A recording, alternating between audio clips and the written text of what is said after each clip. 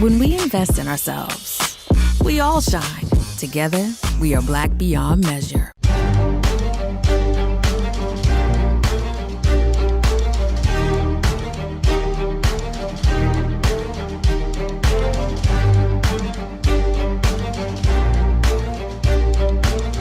Welcome back to the Black Table on the Black Star Network. I'm your host, Greg Carr, and this is our weekly hour devoted to exploring ideas and subjects of special importance to people of African descent and to others fighting to build a better society.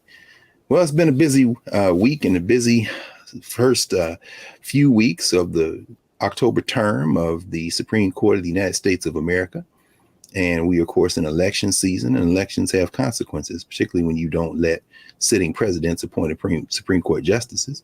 And with the so-called conservative supermajority on the Supreme Court, everything seems up for discussion and up for revisiting. And as we have seen already from last term in the case of Dobbs versus Jackson Women's Health and the elimination, the reversal of Roe versus Wade and 50 years of precedent, everything perhaps is up for reversal.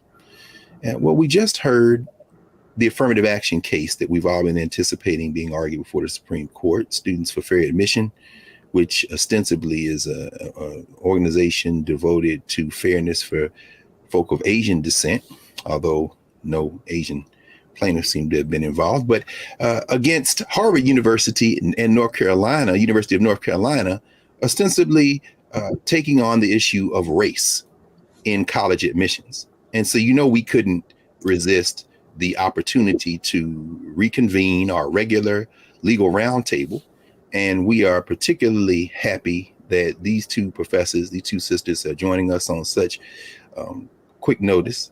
And of course, we have back Professor Angie Porter from American University, the Washington College of Law, and Professor Valethia Watkins from Howard University, Department of Afro-American Studies, and the Women's Studies program, graduate program. Welcome back, professors.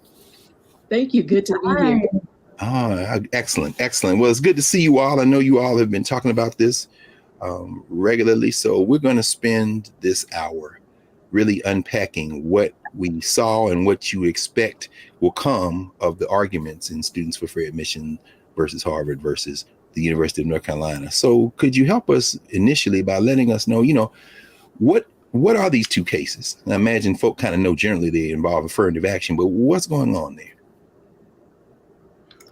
Well, I guess I'll start us off.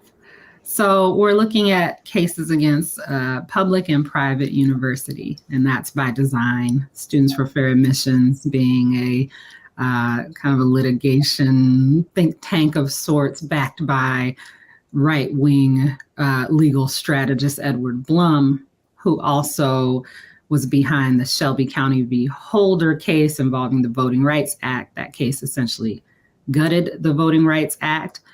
And the other case, Fisher versus University of Texas, Austin. So this is, first off, this case shouldn't be seen in isolation. This is part of a multi-pronged attack, really. It's a matter of the retention of power of whiteness in this country, because as you see, it's backed by someone who's thinking of not only admissions in higher education, but voting rights at the same time. So, I'll start with that. The case itself is challenging the consideration of race in college admissions.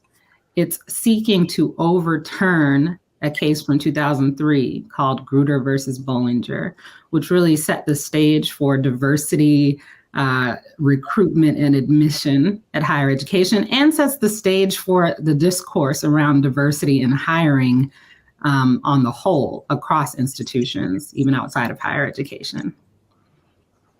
Thank you. I mean, and you may want to, perhaps we could look at this a little bit, Professor Watkins. Thank you, Professor Porter.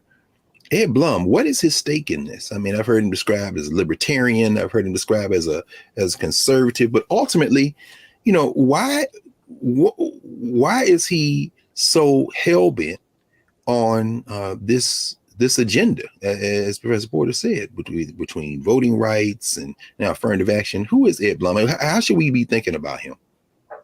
Well, this organization is definitely phrased in a way to seem like it is representing students, but it is an organization that Ed Blum, who is a conservative activist, he is the president of the organization. The other member of the organization is the person, Abigail Fisher, who he recruited to try to destroy affirmative action in 2016 with the Fisher versus the University of Texas case.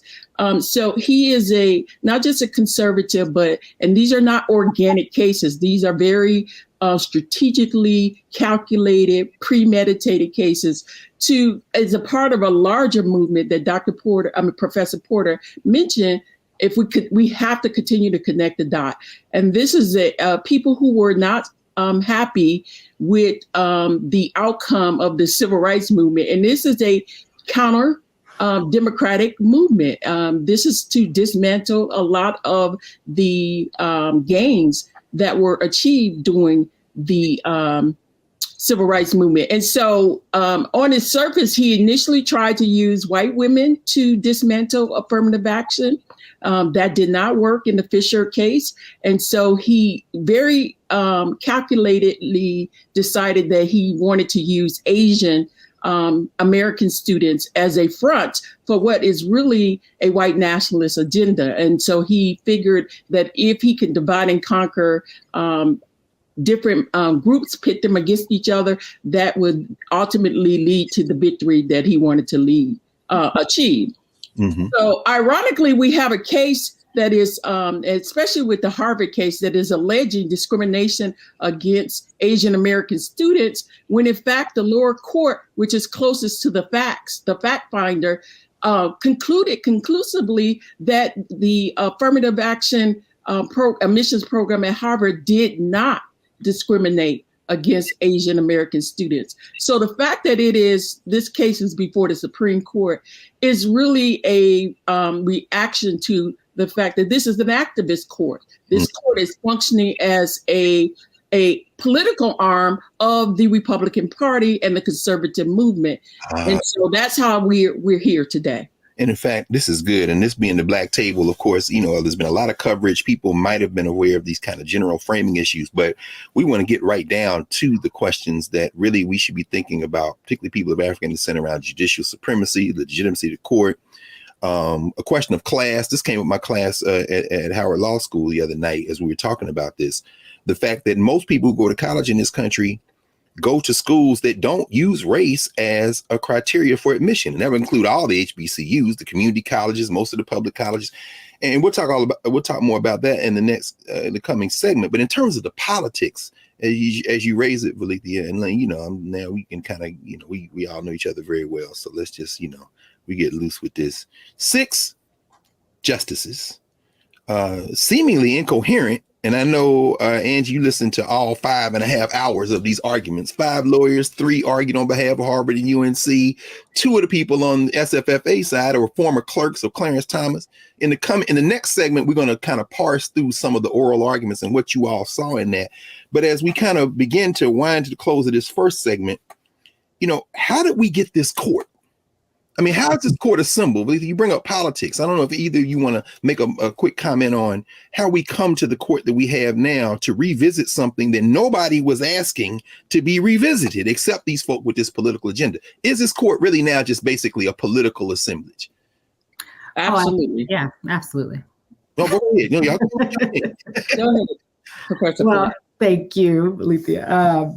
Yeah, what you said earlier on, that elections matter, is right on point. If you look at the trends of the U.S. Supreme Court, going back to its origins, but particularly, I think one good touch point would be right after the Civil War.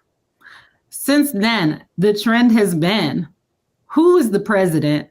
Who is appointing the justices? And you can track what they're doing based on that. So if you look at recent history, this court is comprised of appointees of Republican presidents since the time of the Warren Court, the first court that they said was an activist court, the one that unanimously decided Brown versus Board of Education. making unconstitutional the principle of separate but equal in the education sphere.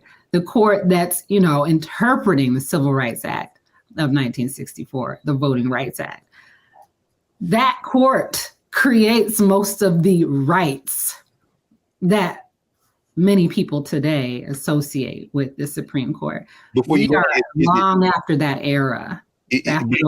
Go ahead. I'm sorry. No. I was going to ask you before you go on. Is it too much to say?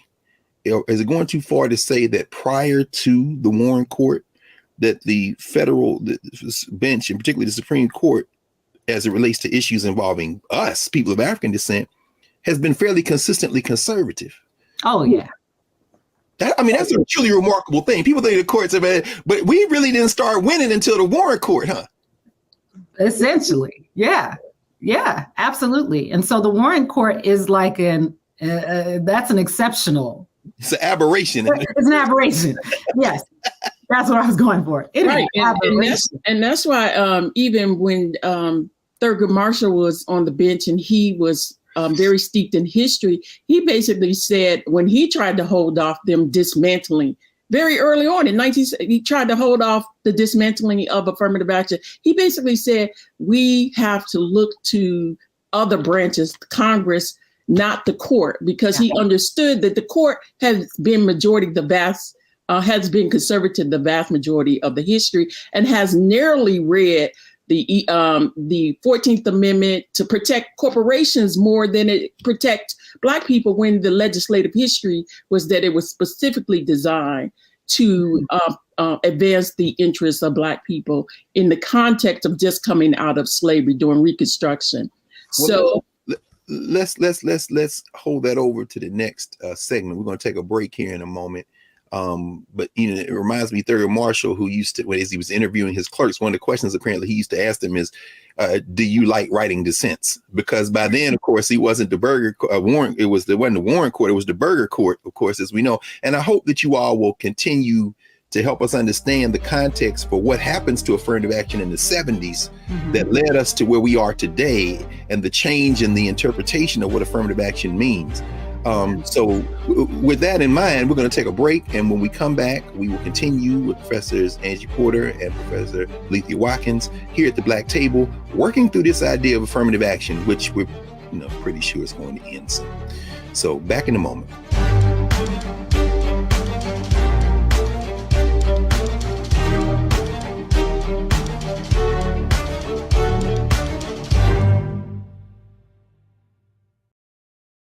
We've got to stand up. Republicans are banning abortion rights, tearing down democracy, blocking progress. But when Democrats stand together, we win. Because we voted, Democrats stood up for Black lives, voting to ban police chokeholds, stood up for Black women, putting one on the Supreme Court, stood up for our families, lowering cost of health care and prescriptions and capping insulin, and stood up for millions by slashing student debt. This November, let's stand up together and keep making progress. It's time to know your rights. If someone is questioning your right to vote, call or text 1-866-OUR-VOTE. For more information, call or text 1-866-OUR-VOTE. When we invest in ourselves, we all shine. Together, we are Black beyond measure.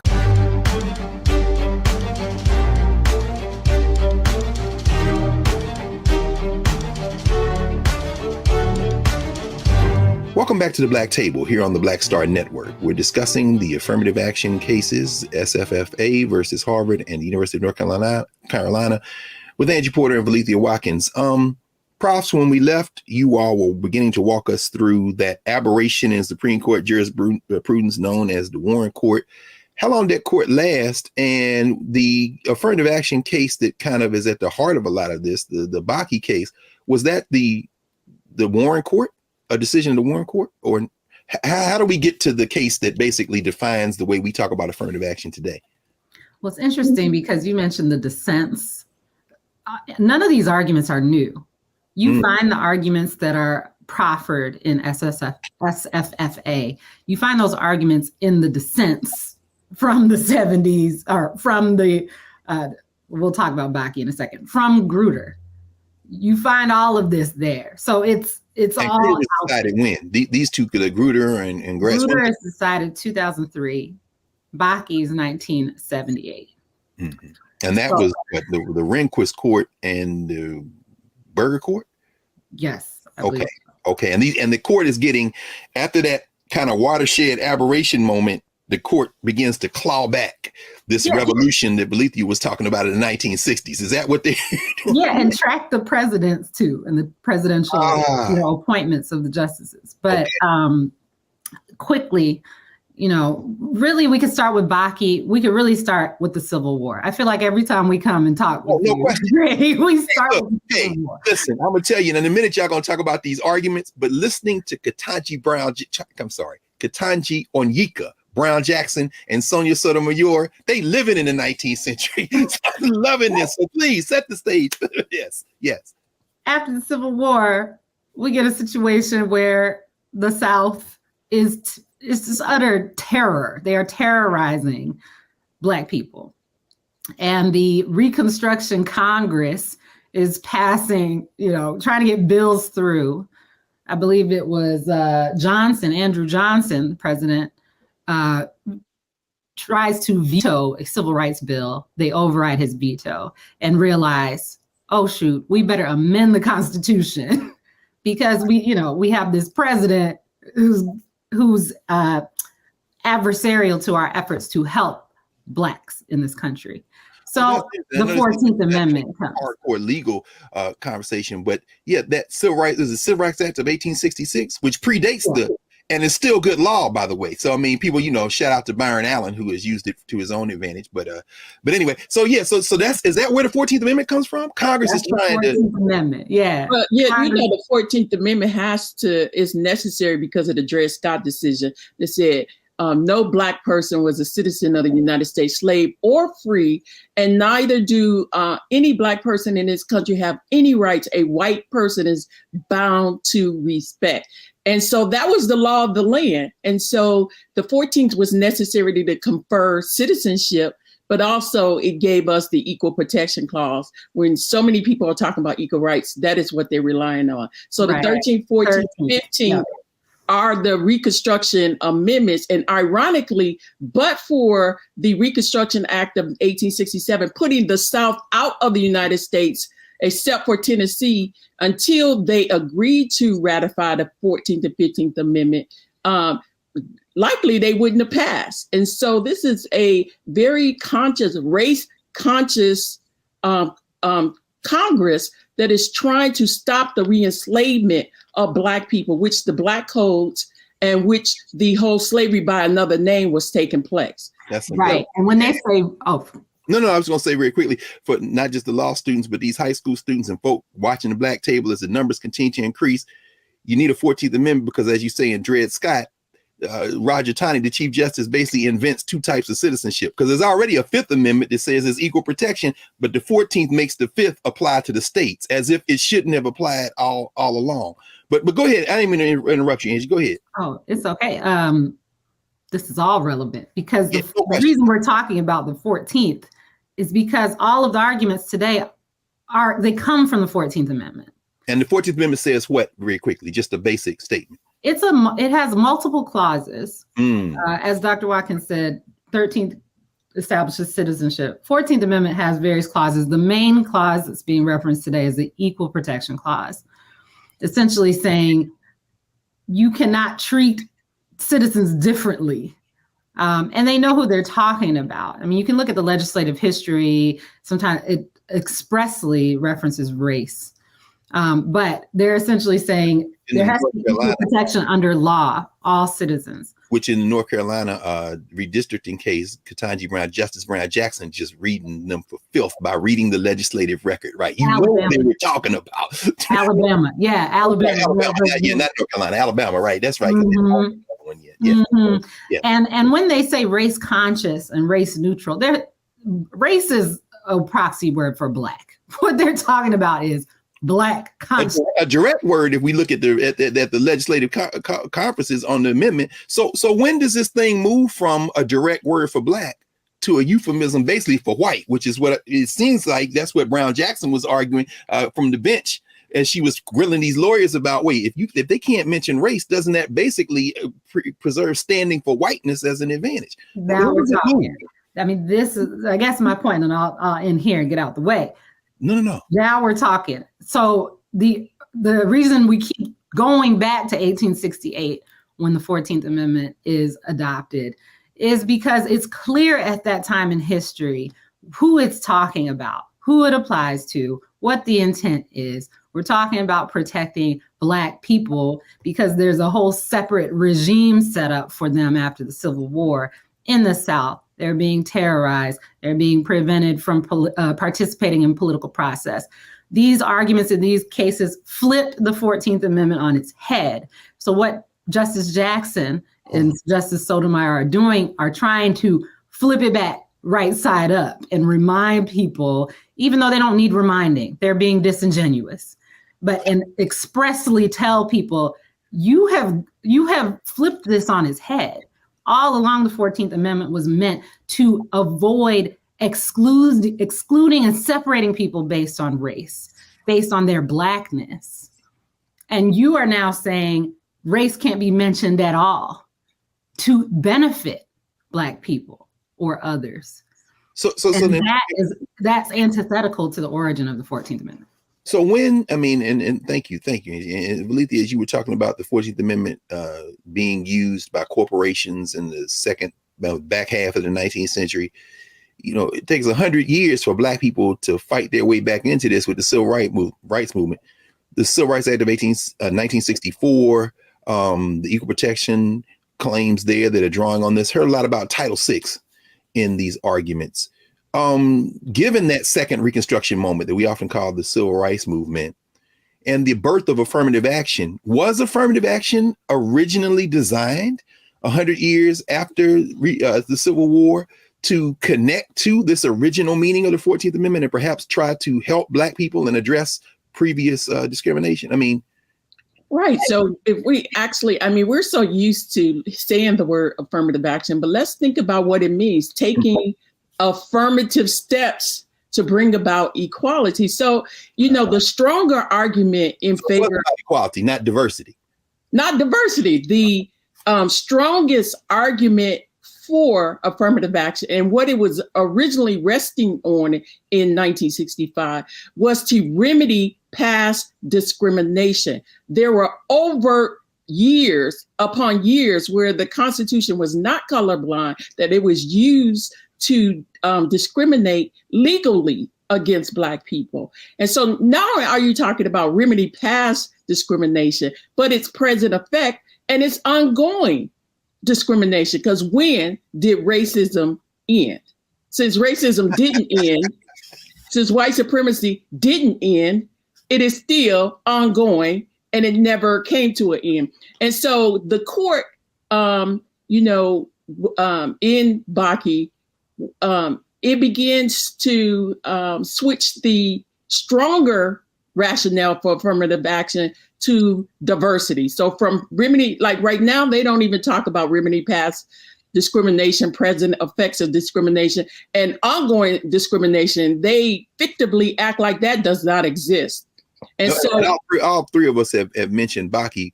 When we say Bakke, what do we mean? Somebody's saying, they keep saying Bakke. What's Bakke? That's the 1978 case, the Regents of the University of California versus Alan Bakke, who was it's a medical school case. It is the first case testing affirmative action, and Bakke was a white applicant who was not admitted to the medical school. And at that time, the school had set aside 16 seats out of 100 for minorities. And understand, minorities mean all minorities, not just Black people. Non-whites. So yes, non-white, 16 out of 100. And so the court was, divided, and Lewis Powell, came in and split the baby. And baby. What you said was that, this idea of quota, that's when the quota becomes this loaded term and say you can't have firm targets or fixed numbers. And so quotas were ruled unconstitutional and not Except permissible. if you're talking about HBCUs, because I was an undergrad at Tennessee State when the federal district court said that they want Tennessee State to become 50% white by 1993. So you can throw numbers around when you try to attack HBCUs, but when it comes to white, but no quotas, huh? This is the end of quotas. And that's the kind of not tricky, but pernicious way that race is used in this society. It's very slippery. Sometimes people use it to conflate it with culture. Sometimes they use it to conflate it with racism. Sometimes they use it for whiteness, blackness. And this ideal that the invisible whiteness, the hidden hand of whiteness, as if white people are raceless. So their race is unmarked. And so it's slippery in how it's used. So Professor Porter could tell you the other half of Bakke. So quotas are out. And I'm only pressing because it seems like we're doing a whole semester of law school in 30 minutes or an hour. But so is this what Sotomayor and Brown Jackson were talking about when they were talking about the fact that Harvard and North Carolina, race is only one factor that they use among many others? But two things. Number one, as Sotomayor is saying, so you telling me that if a person is the first Latina or the first Black person to be student body president at their high school and it's all white except them, they can't mention that they're Black or brown? When Ketanji Brown Jackson is like, so somebody who comes up through this particular life writes in their personal statement that they are Black, you saying that they can't? Wouldn't that mean that if you were white, that you would get an advantage? Is that what they were trying to get at? In terms of this question of diversity, not now by excluding everything but whiteness retains its power. Right. It's not neutrality by any means. It is willful ignorance of a certain trait. It's reckless disregard of race. And so you're not focusing on race. You are intentionally thinking about it and ignoring it. And that's really the inherent flaw of this color blindness idea that it permeates this whole argument. This is very important. In fact, let's take a break here and when we come right back, because our friend, a great beneficiary of affirmative action, Gullah Geechee out of Georgia, claimed that he didn't know what diversity was. This former head of the Equal Opportunity Commission. But at any rate, when we come back, we're going to explore this line that you all have just laid out for us. Back in a moment with Angie Porter and Valethia Watkins, our regular legal roundtable, as we begin to parse the oral arguments that we heard in Students for Fair Admission against Harvard and against the University of North Carolina. Here at the Black Table. Back in a moment.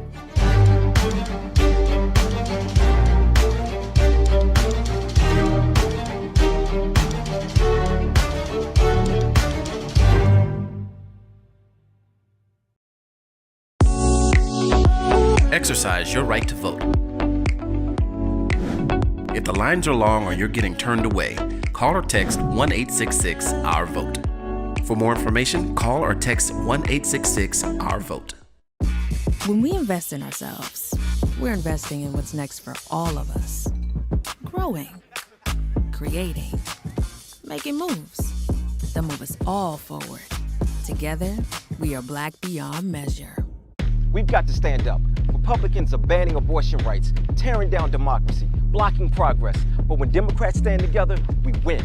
Because we voted, Democrats stood up for Black lives, voting to ban police chokeholds, stood up for Black women, putting one on the Supreme Court, stood up for our families, lowering cost of health care and prescriptions and capping insulin, and stood up for millions by slashing student debt. This November, let's stand up together and keep making progress.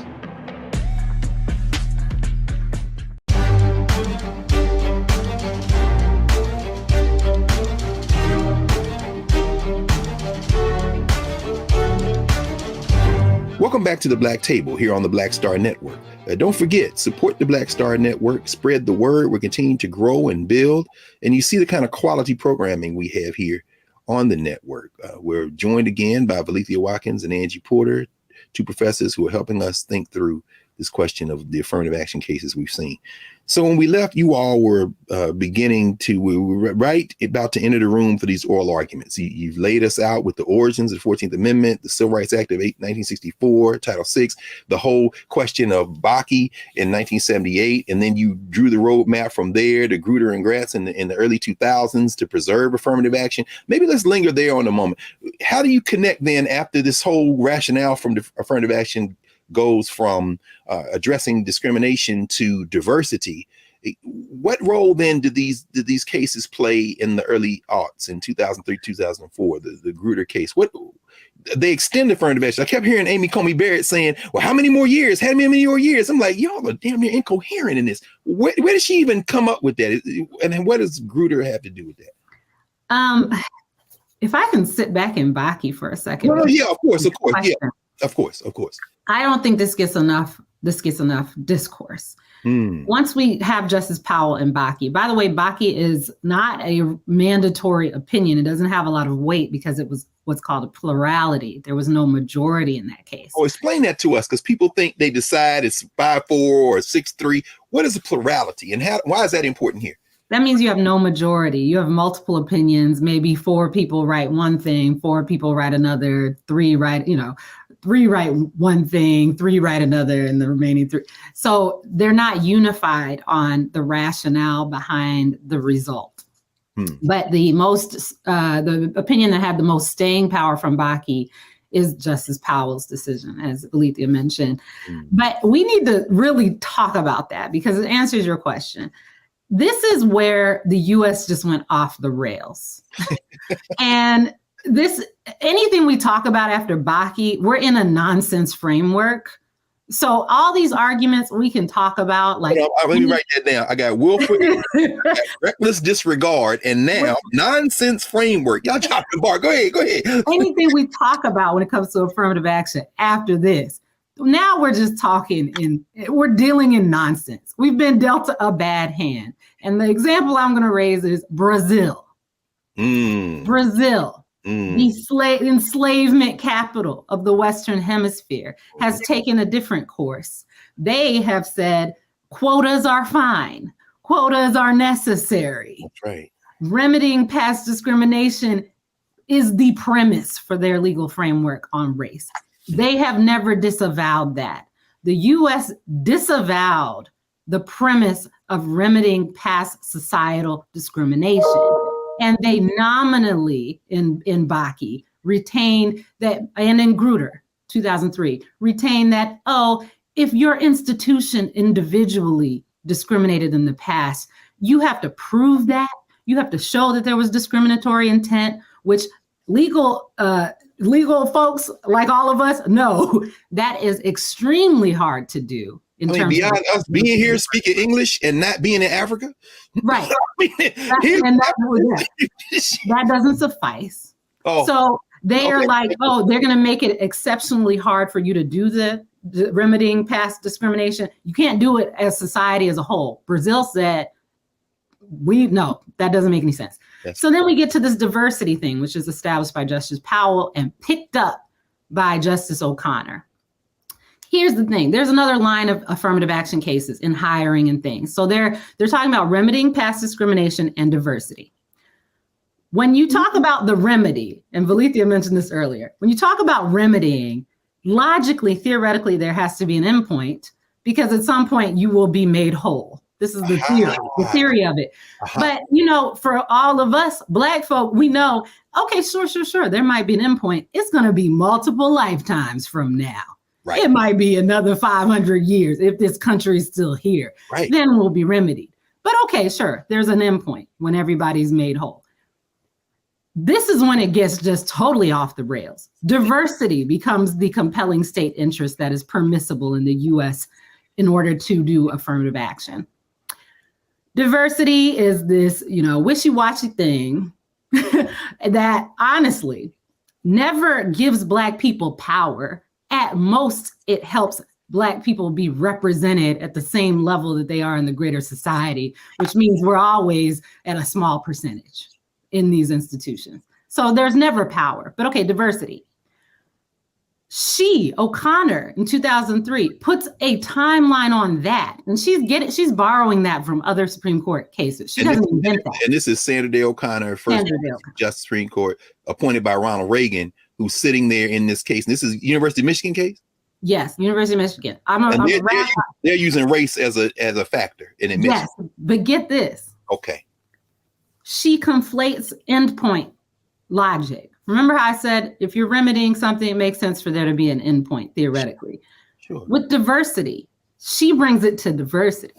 She says there has to be a logical endpoint. Does it make sense for there to be a logical endpoint for diversity? Theoretically, no. No.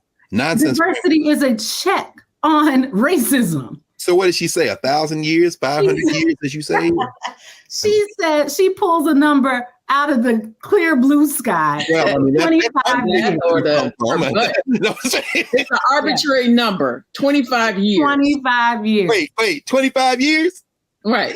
Wait, when was it? 2003, 4? 2003. So we're in 19 years now. And so they're not even going to pay attention to the 25 years. So that's why they were saying from the bench during orals, is it going to go 4 more years? They still using this. Again, before we can critique that, okay. We need to critique why is there an endpoint period for diversity. Right. And you know why? It's because whiteness views these measures as a punishment. This is the same mentality that comes out of the Civil War, the post-Civil War era of Reconstruction. The South will rise again. This is the same mentality. If you're viewing check on racism, anti-racism as a temporary measure, as a punishment, that makes no theoretical sense. And so we ought to challenge the very premise of that endpoint thing. The tragedy of the arguments is that we have to play with the argument. Nobody said, hey, justices, it doesn't make any sense that there's an endpoint. That was wrong.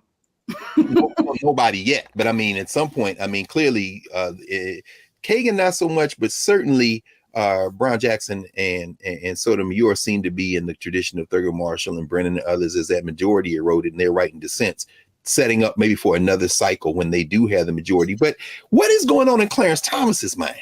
Because let me say that, I mean, views these measures as punishment. So they got a redemption agenda. Clearly, what is this black man doing? We as you know, we had Corey Robin on a while back, and in his book, they're arguing about Clarence. What is Clarence Thomas's argument, particularly since he had 2 clerks in front of him arguing for this nonsense logic you're talking about? Well, he certainly is the front man for this narrative that equality is racism against white people, and that white people are being harmed by equality. And I'm writing all these quotes down. Equality is racism against white people. And so, as Professor Porter is saying, they are not only trolling us, they're flipping the whole argument on its head. And so they're saying, oh yeah, what's diversity? And looking at the comments across the internet, these conversations are not for us. These are buzzwords that they're giving ammunition to this larger, group of people who are just hearing quotas. They act like quotas are still legal and happening right now. They are giving ideals about how white people are being severely harmed. Now, not even mentioning the entire legacy debacle about diversity. So for them, diversity is fine. All kinds of diversity is great, except for racial diversity. And so what that trends you went by that a little moment. The question of legacy. I think I read somewhere that over 40% of the white undergraduates at Harvard are there because they're either children of donors or interests of dean or somebody went to school for, and that their collective GPA and test scores are lower than everybody. Is that what you mean by legacy? Yes. So as a part of this case, part of the fact finding part of this case, they found in 2019 that 43% of the admits into Harvard were legacy. It's ALDC. It meaning that they admitted legacy people who were the children of alumni, people who were children of donors, the children of the faculty and staff, and recruited athletes. They comprised of 43%, almost half of those people who were admitted. They were put on a special dean's interest list, which is a euphemism for these people. We're going to put a thumb on the scale. And so affirmative action. I'm going to raise my drink up. Affirmative action. And they also found that if you look at the record of those people, like Jared Kushner, whose father donated, otherwise he would have been turned down. When they looked at the records, all of those people, not all, but many of the people who were given special admissions under legacy, they would have been rejected if they had to go through the regular process. So that set aside is never challenged by Edward Bloom or those people who are against racial diversity, but gender. Kagan alluded to this. Many schools have found that if you're going strictly by academic credentials, many of these schools will have more white women than they have white men. There will be an imbalance. And so schools are quietly doing affirmative action for white men whose records aren't as strong as against white women. And no one has a problem with that. So gender, affirmative action, again, going back to history, white women have been the greatest beneficiaries of affirmative action. So they don't challenge gender affirmative action. They don't challenge legacy affirmative action. They don't challenge wealth privilege affirmative action. All kinds of affirmative action are okay, except for when it comes to remedy ongoing. Forget past.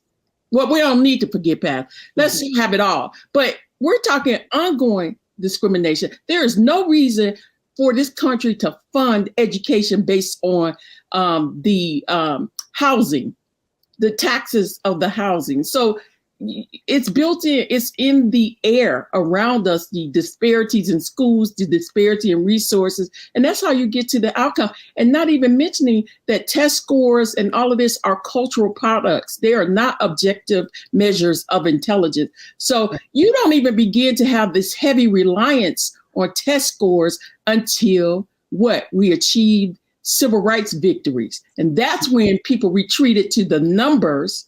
Right. So they could pretend that they're being objective when there's nothing objective about this process. That's why test scores need to go away as a response to this. And people are starting to do that. I mean, in fact, we only got one more segment left. We're probably going to have a part 2 of this, and we're going to have this legal roundtable again and again. This term is just off the chain. But you mentioned Kagan, and I don't know, maybe as we kind of close this moment, Angie, I think at one point she remarked to one of the lawyers that it appeared to his view, I think it was Strawbridge, that just doesn't look like you care whether our institutions look like America. I mean, so that place that you were talking about, this place that doesn't exist yet, this America, these people seem to want to just basically act like, this is a white man's country, white man and white woman, I suppose, and everybody else just go to hell. The institutions don't need to look like that. Yeah, she unclothed their argument and just showed it for what it was. This is about the power of whiteness. It is not about Asian Americans. It is not about the 14th Amendment. So they're just stripping all of their costume off. And that is the answer. What also, maybe this we can confront next segment, but what I'm really wondering is, what's Kavanaugh going to do? Because Kavanaugh uses affirmative action to hire his clerks. Oh, you know what? Pause right there. We're going to pause. When we come back, we're going to squeeze a lot in this last block at the Black Table with Lethea Watkins and Angie Porter on the question of affirmative action in higher ed and beyond, here at the Black Table.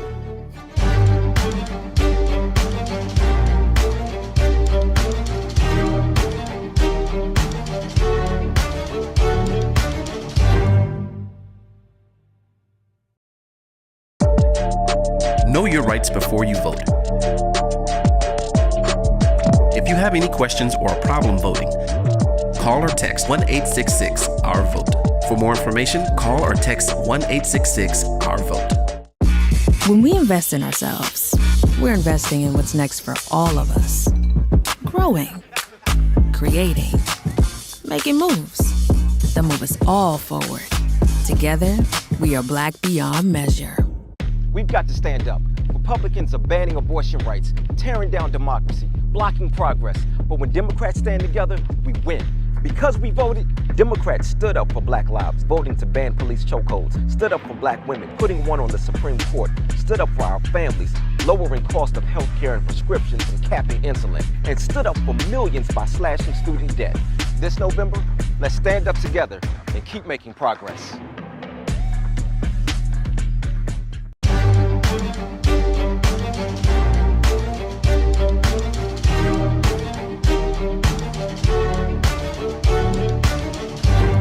Welcome back to the Black Table here on the Black Star Network.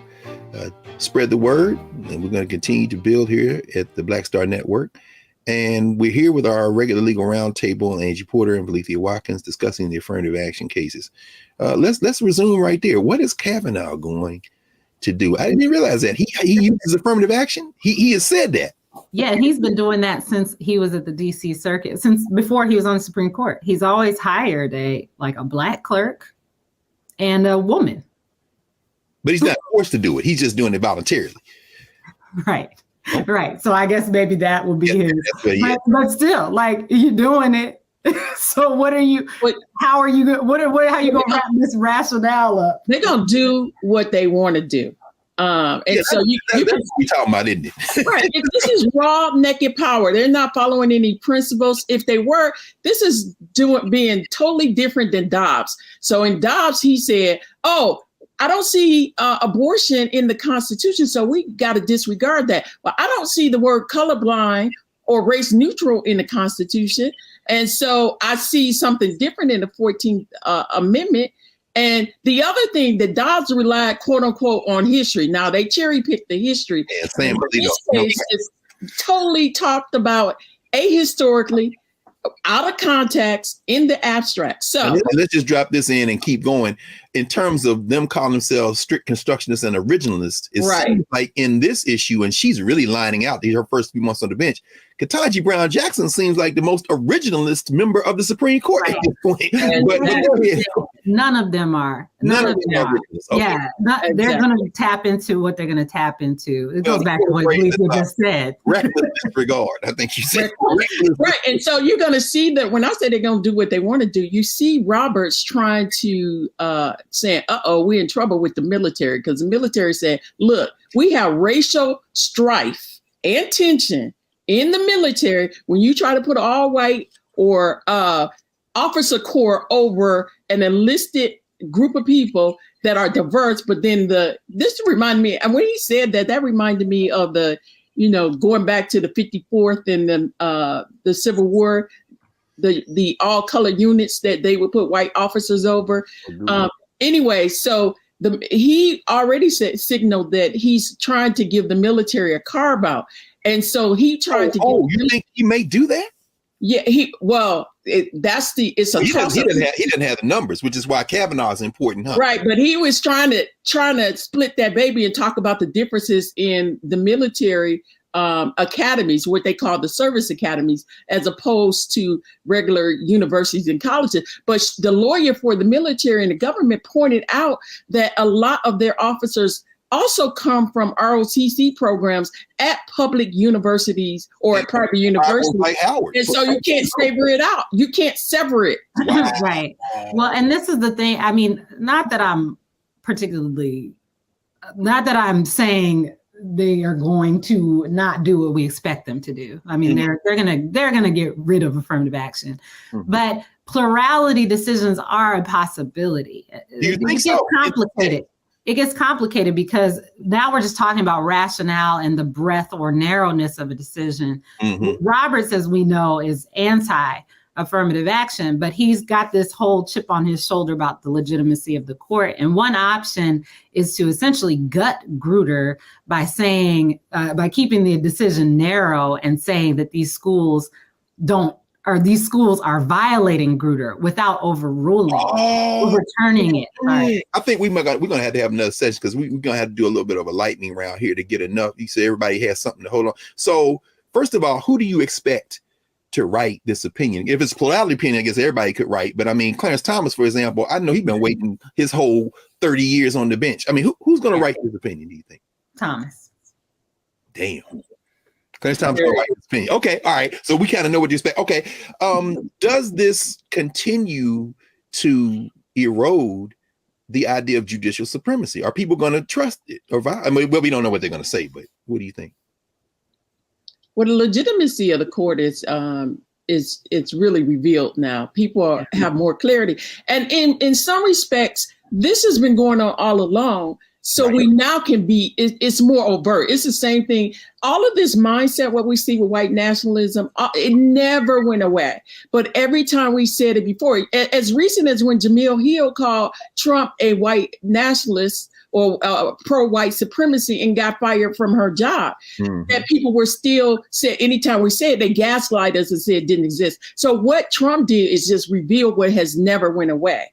And so you can see that if you even watch The View, some of the women who are normally liberal were very much just eating up what Clarence Thomas was saying about diversity. And when the lawyers were being intellectually dishonest by saying race alone, like when they kept saying check the box, like as if Black people check the box, I'm Black, and then they say, here's your keys to the dorm and come on in. Right. That is happening nowhere. It's never happened. They kept check the box. You just say race and I'm Black. You're admitted. Exactly, you're admitted. Well, let me squeeze this in because again, I mentioned it earlier, but I really I think we need to hear what you all have to say about this.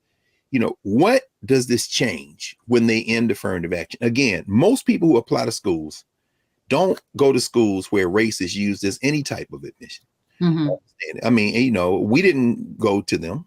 I mean, well, Letha, you did. You went to Michigan and Ohio State, you know what I'm saying? But Angie and I, HBCU Negroes, and no HBCU uses race. The community colleges don't use race. What is the significance of this? Are we talking about a class structure where some people are trying to get, we had Natasha Warku on here. She talked about her book, Race at the Top. White people are going to change the rules if too many Asians get in. They're going to say no test scores, you know, extracurricular activities. What is the implications of this case for regular people? It's wide reaching. I mean, this is public and private universities. We don't have to get into the legal structure there, but this is all universities and private institutions, corporations, other organizations take their cues from this jurisprudence. So every recruiting committee you done been on, every hiring committee, they talking about holistic review. That's going to become a bad word, a bad phrase. But here's what's going to have to happen. And I'll just say this and let it lie.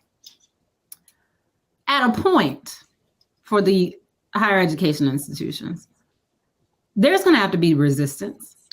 That's going to mean open defiance. What's that going to look like? Well, these institutions are going to have to figure out what they value and if that, or in how they operate. And they will figure it out. And if that means that they remain, none of them are doing, to borrow your phrase, Dr. Carr, none of these HWCUs are doing well on diversity in the first place. And Letha knows, because, you know, when we were in law school at Ohio State, every last one of them people thought we were there because of affirmative action. Right. They never gave us nothing. Right. So here it is. They're going to have to decide. That's on them. They're going to have to decide how to operate to bring our people into those schools. And if that means they don't, we need to stop going there. We need to stop applying to those schools. We need to stop applying to learn and work at those schools. And we need to stop supporting those schools in the ways that we support them. They want to go back to segregation. We could do that. How about that? Do that. We got HBCUs, we got TCCUs, we got HSIs. We could go back, but what does that mean for y'all, HWCUs? Well, one of the things it should mean is that they need to stop underfunding HBCUs and other minority-serving institutions. There has always been systematic discrimination in how they allocate state resources. So we pay in taxes. They owe us the financial investment that they have. We saw that during the pandemic. So when they cry broke, just remember all the money they gave out during the pandemic. But what does it mean? If we look at the long arc of history, reading the amici brief of several people, but particularly the HBCUs, even today, they said 80%, I'm going to quote statistics from the brief that they submitted. They said 80% of the nation's judges were educated at HBCUs. Half of the Black doctors in this country educated at HBCU. Half of the Black lawyers have been educated at HBCUs.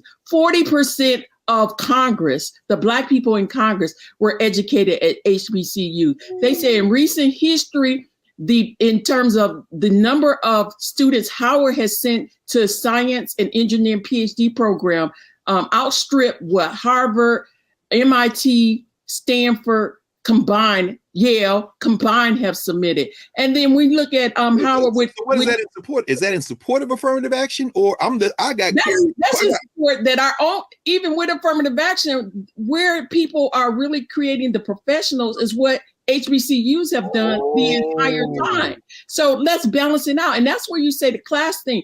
Affirmative action has not been open to the masses. Students who are in urban areas, they are been totally not benefiting from affirmative action. People like us.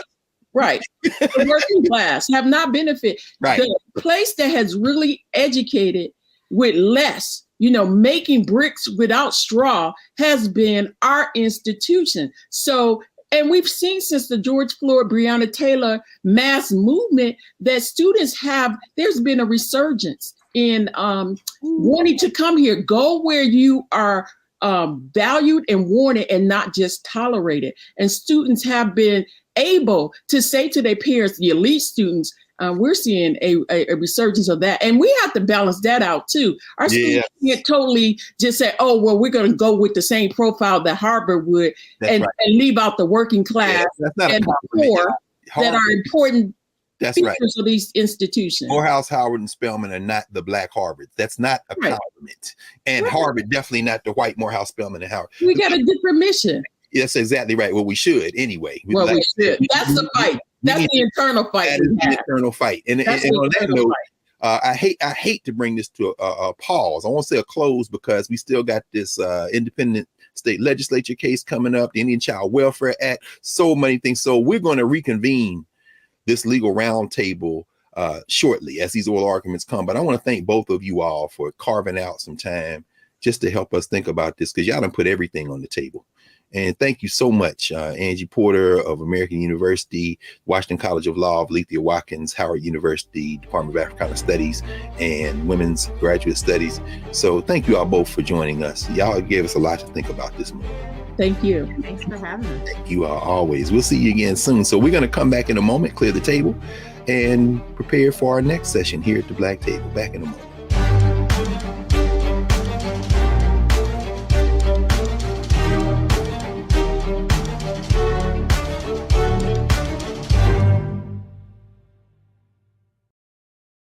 We've got to stand up. Republicans are banning abortion rights, tearing down democracy, blocking progress. But when Democrats stand together, we win. Because we voted, Democrats stood up for Black lives, voting to ban police chokeholds, stood up for Black women, putting one on the Supreme Court, stood up for our families, lowering cost of health care and prescriptions and capping insulin, and stood up for millions by slashing student debt. This November, let's stand up together and keep making progress. Know your voting rights.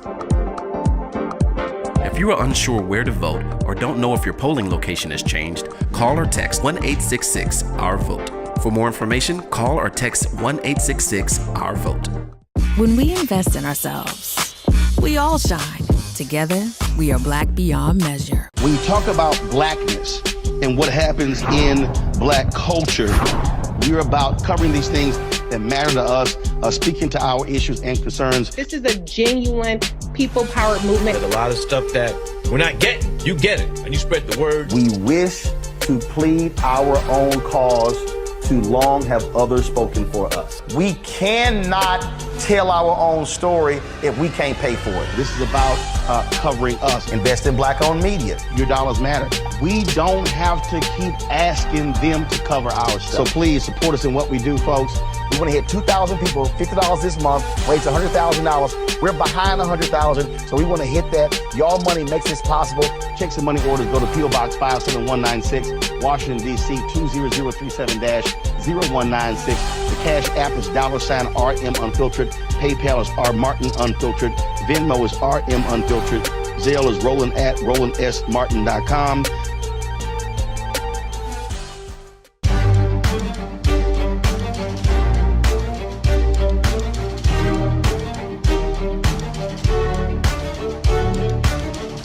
Welcome back to the Black Table here on the Black Star Network. Continue to support the Black Star Network and spread the word.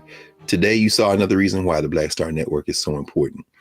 We just heard Professors Porter and Watkins lead us through a very complex issue, one that, to quote Professor Porter, is now dealing with a nonsense framework, the question of affirmative action. We're all waiting to see how the court will rule and how they will get to their dismissal of affirmative action. In that last segment, very interestingly, we heard both Professors Porter and Watkins make a call to Black institutions to really dig down to what Dr. Watkins said is our mission. HBCUs pay very close attention. And I can think about our conversation we had with Professor Corey Robin and his book, The Enigma of Clarence Thomas, where he makes the case that Clarence Thomas may see himself as a Black nationalist. And if we think about some of the things that Thomas has written in earlier cases about the value of HBCUs and why they're important, perhaps we might see a line in a Thomas opinion in Students for Fair Admission versus Harvard in North Carolina that might make that clarion call for Black colleges to do for self. Who knows? Wouldn't that be very interesting? Well, join us at the Black Table next week for another session. And thank you all for tuning in here on the Black Star Network. See you next time.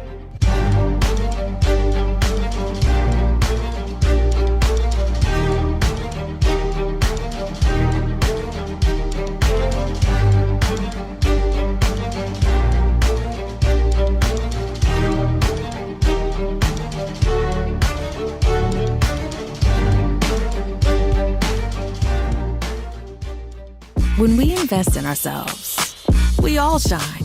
Together, we are Black beyond measure. When you talk about Blackness and what happens in Black culture, we're about covering these things that matter to us, speaking to our issues and concerns. This is a genuine people-powered movement. There's a lot of stuff that we're not getting. You get it, and you spread the word. We wish to plead our own cause. Too long have others spoken for us. We cannot tell our own story if we can't pay for it. This is about covering us. Invest in Black-owned media. Your dollars matter. We don't have to keep asking them to cover our stuff. So please support us in what we do, folks. We want to hit 2,000 people, $50 this month, raise $100,000. We're behind 100,000, so we want to hit that. Y'all money makes this possible. Checks and money orders go to P.O. Box 57196, Washington, D.C. 20037-0196. The Cash App is $RM Unfiltered. PayPal is R Martin Unfiltered. Venmo is RM Unfiltered. Zelle is Roland@RolandSMartin.com.